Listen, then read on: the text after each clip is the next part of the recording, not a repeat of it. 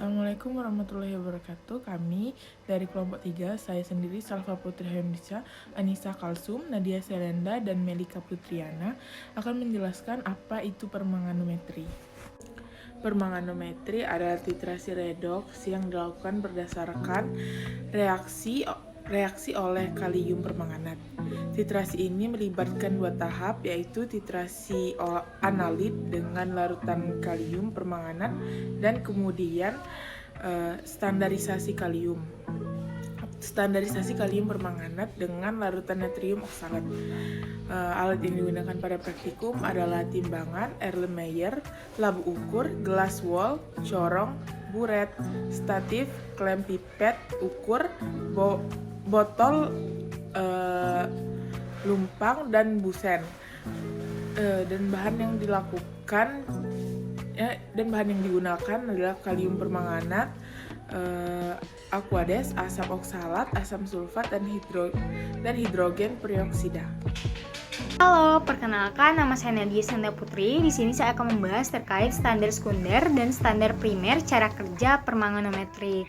Nah, yang pertama kita ada standar sekunder, larutan KMnO4 0,1 N sebanyak 316 gram dalam 1 liter air suring.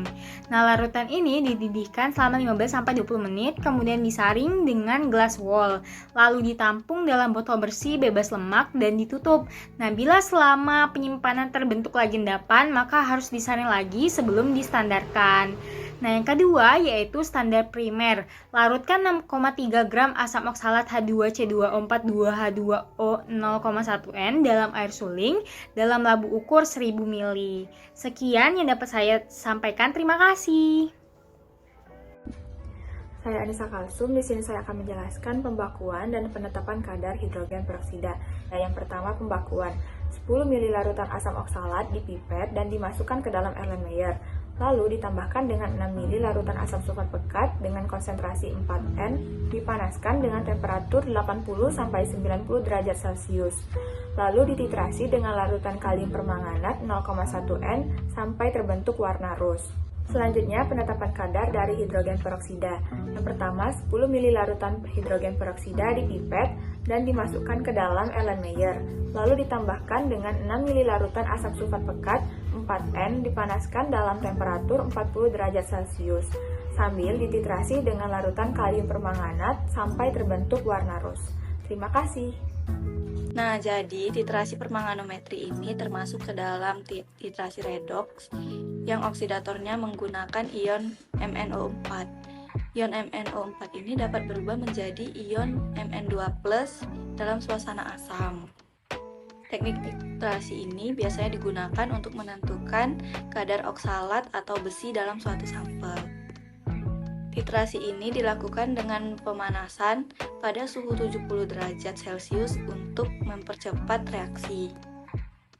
Pada awal reaksi titrasi, terbentuk warna merah mantap untuk beberapa saat yang menandakan reaksi berlangsung secara lambat. Pada pembuatan titran selanjutnya, warna merah hilang semakin cepat karena ion Mn2+ yang digunakan berfungsi sebagai katalis untuk mempercepat suatu reaksi. Lalu titran dapat ditambahkan secara cepat agar cepat menemukan titik akhir titrasi yang ditandai terjadi perubahan warna merah menjadi warna merah jambu. Kalium permanganat ini merupakan pengoksidator yang kuat sehingga tidak diperlukan lagi indikator. Hal ini dikarenakan kalium permanganat ini dapat bertindak sebagai autoindikator. Terima kasih.